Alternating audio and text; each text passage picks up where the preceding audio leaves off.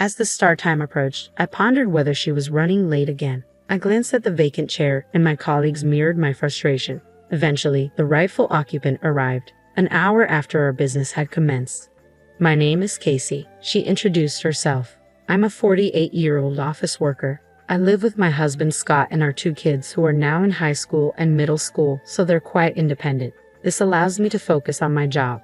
Scott recently started a business with some friends, and although it's challenging, he seems happier than before, Casey continued.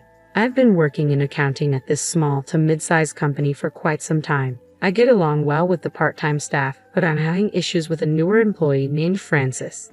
She's 24, half my age, and the daughter of our managing director." Casey sighed. "She's clearly here due to nepotism. Initially, I didn't mind. Small companies have these things happen. But Frances, she's something else." After one of our part-timers left, leaving me mostly on my own, Frances was assigned to accounting. I heard she had some qualifications, so I hoped she'd lighten my load. Turns out, I was wrong, Casey admitted with a hint of frustration in her voice. From our first meeting, things felt off. When I greeted her, she casually replied, "Sure, nice to meet you, Aunt." I was flabbergasted, Casey recalled. Not only was her attention elsewhere, but she had the audacity to call me Aunt upon our first meeting. The managing director just watched with a smile, seemingly unconcerned. "If my kids behaved like that, I'd tell them.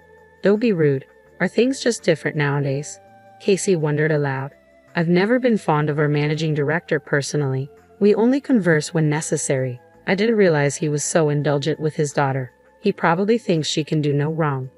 Confronting Frances would only upset him, so I've held my tongue," Casey admitted, though inwardly sighing. "I know it's my duty to train her." So, I continued explaining the tasks, but Frances wouldn't listen. "I can't remember all these things at once," she said dismissively, not even bothering to listen. Casey recounted with a hint of resignation. I restrained my irritation and asked her about her so-called qualifications. "I thought you had some kind of certification," I asked tentatively. "What is it?" I thought maybe I could assign her work based on that. "I'm an accounting clerk," came her flat reply. "I went to vocational high school and got the certification." Almost involuntarily, she added, "I tried and failed multiple times to become an accounting technician." I struggled with my reservations. Is it really okay to have someone like that in accounting? Despite my misgivings, I did my best to train her while juggling my own workload. A month after Frances joined, her attitude remained unchanged, and she still couldn't perform her job properly. I patiently reiterated the same instructions, but she seemed disinterested in remembering, not even bothering to take notes. Other staff members also voiced their frustrations about Frances' inability to complete assigned tasks. It was particularly irksome that she earned the same salary as me despite my years of service. Another month passed, and Frances showed little to no improvement. One day, she didn't show up at the start time. Concerned, I called her mobile, but it went unanswered. With the managing director out meeting clients, everyone in the office was anxious. An hour later, Frances strolled in as if nothing had happened.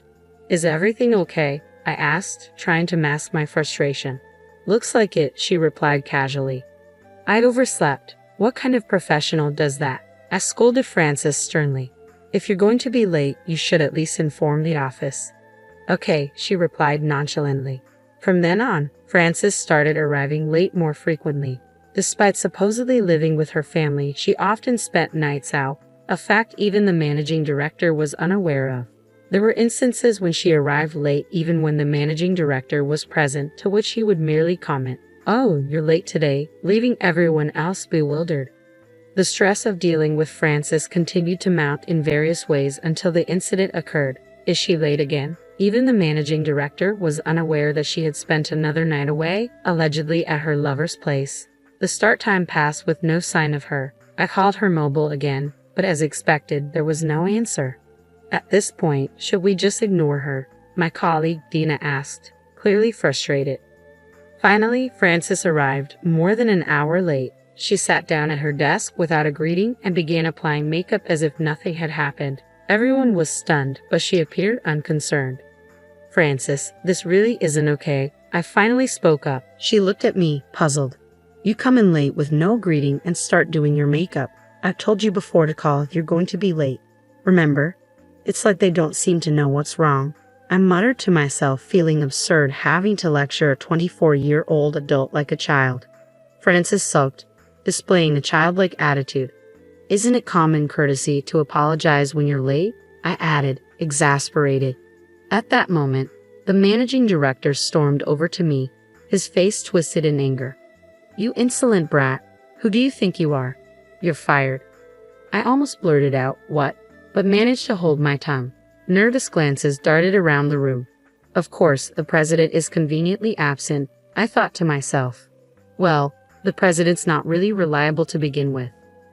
Frustrated with the managing director's actions, my colleague, Dina, spoke up. Wait a minute, Casey hasn't said anything wrong here, she asserted. Dina worked in sales and detested injustices. She had a strong sense of right and wrong. We'd been close friends for years, supporting each other at work. The others in the room nodded in agreement with Dina's words, but the managing director did not. You're talking back to me. You're fired too, he bellowed at Dina. Unable to hold back any longer, I glared at the managing director. Are you serious about this? Dina joined in, glaring at him as well. He declared both of us fired and ordered us to leave immediately. At that moment, the president returned, looking puzzled. Apparently, the president and the managing director were relatives, and for some undisclosed reason, the president couldn't oppose him. Fed up, Dina and I packed our belongings and left. We stopped at a cafe to catch our breath. What's his problem? Dina asked, still fuming. I was getting tired of the job, but I didn't think I'd have to quit like this. I feel bad that you got fired because of me, I admitted. That was my biggest concern. It's okay, Dina reassured me. I was tired of working full-time anyway. Maybe this is a chance to find a part-time job. What about you, Casey? She asked. I've actually been offered a part-time accounting position at Scott's company. Dina thought that sounded like a better option. Both the managing director and Francis really ticked me off, she added, still angry. I agree with her. I wonder if the company will be all right without us, I mused, reflecting briefly. Not that it's any of our business now. I said that, and finally Dina smiled. Exactly. Even if they beg us to come back, I won't. I feel like suing them for wrongful termination. We decided to take some time to cool off and discuss our next steps. When I got home and shared what had happened with Scott, he was even angrier than I was. What's up with that managing director? Scott fumed. His reaction reassured me that I had made the right decision, despite my initial doubts. Scott's comforting words put me at ease. I started working in accounting at Scott's company. The part-time accountants who were already there told me they felt more comfortable with their workload lightened. Dina also began working part-time at Scott's company. We hadn't been able to complete the paperwork for leaving the company since we were fired on the spot and had to pack up immediately. Someone, likely my successor Francis, would handle it. We threw ourselves into our new roles energetically. After some time, I received a call from the managing director of my previous company. We don't understand the accounting you were handling. Come to the office immediately, he demanded. What's he talking about? I wondered aloud. Could it be they're failing at the monthly payments to clients and sales calculations that I used to handle? Besides, we hadn't even received our exit paperwork yet, but we were fired just for being late. Who do they think they're talking to? Needless to say, I declined. No can do, I replied firmly. But the managing director persisted. Come right now, and we'll rehire you. You haven't found another job yet, have you? I sighed. No thanks. I've already switched jobs. I've taught Frances everything about accounting. Not sure if she gets it though, I remarked before hanging up. Apparently, Dina had also been contacted. Several clients insisted they'd cease business if Dina wasn't managing their accounts. The managing director arrogantly offered her re-employment as well, underestimating her capabilities as just a female salesperson. It turned out Dina was a valuable asset to the company, fueling our anger towards the managing director once again. Meanwhile, my phone kept ringing incessantly with calls from the previous company, reaching over 100 in just a few days. Even when I answered, assuming I had completed the necessary resignation paperwork, I was simply urged to return quickly for rehiring. We've had enough, frustrated Dina and I decided to confront the previous company and give them a piece of our minds. Upon seeing us, the managing director said, "Ah, you finally came back. You should have returned obediently from the start." We hadn't returned to be rehired. We're here to confront you, I replied calmly. You shouldn't have any problems if Frances is handling the accounting, right? I taught her everything. If she can't do it, that's on her. As both a parent and a boss, you're failing if you haven't noticed her poor behavior. The managing director's face flushed red with anger. How dare you? I'd even offered to rehire you. That's precisely why we don't want to be rehired. In fact, we were considering quitting anyway, I continued, undeterred by his shock.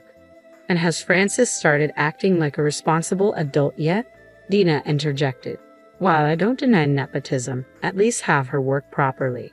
The way she talks, the attitude when she listens, everything about her is unprofessional. Shouldn't you, as her parent, be the one to address these issues? And you fired us just because we pointed that out. It doesn't make sense, to be honest. I couldn't care less about being fired. It was clear things would go downhill if Frances was the only one left in accounting, I stated bluntly. The managing director glared at me. Plus, firing Dina, who's a stellar salesperson, shows you really don't know what you're doing. No wonder you're losing clients. How many have you lost in the last month? I added, a grin spreading across my face as the managing director's face turned beet red. I came here today to discuss our wrongful termination. We need you to provide the necessary documents. Also, I wanted to see firsthand how much trouble you're in without us, I continued, not giving him a chance to respond. Dina chimed in after me. I've already consulted a lawyer about the wrongful termination. We're willing to consider a settlement if it spares us all the hassle. What will it be? The managing director burst out. What wrongful termination? You were fired on the spot for bringing up issues with an employee's behavior. This is clearly wrongful termination, I asserted firmly, locking eyes with the visibly pale president. Mr. President, this is your company, isn't it? Your relationship with the managing director has nothing to do with us. Getting more than 100 phone calls is crazy, don't you think? You fire us, and now you want us back because you're in a jam. Who do you think would even listen to that? The president could only manage to look paler, unable to say a word. Mr. President, you've done accounting work before, right? I trust you'll handle the rest. Dina concluded. Dina and I decided there was no point in further discussion and turned to leave. We'll leave the rest to our lawyer, I remarked firmly. After some time, we received a request for a settlement through a lawyer, and we agreed. We were recognized as victims of wrongful termination and received our unpaid wages, severance pay, and a settlement amount higher than the market rate. We were pleased. It felt like we had finally had our revenge on the company. Both Dina and I would sometimes receive urgent calls from clients while we were out, as we had given them our personal numbers after we abruptly left. Some even called to check up on us. I explained the situation and that we had been wrongfully terminated. Word spread quickly in our tight-knit industry. Most of Dina's clients left once she quit, likely cutting the company's business in half. According to a former colleague, staff kept leaving the company. They were getting complaints from clients, and the president and managing director were overwhelmed trying to keep things running. Frances couldn't manage, so the wife of the former accounting president had to step in. She was a stern person, and Frances was reportedly having a hard time, crying every day. 6 months later, the company apparently went bankrupt. I reflected, it might be a good thing they lasted half a year. One day, I concluded, leaving the story open-ended. I spotted someone who looked remarkably like the managing director at a supermarket near the station. I couldn't resist staring. There he was, dressed in the supermarket's uniform, getting an earful from a young man who appeared to be the store manager.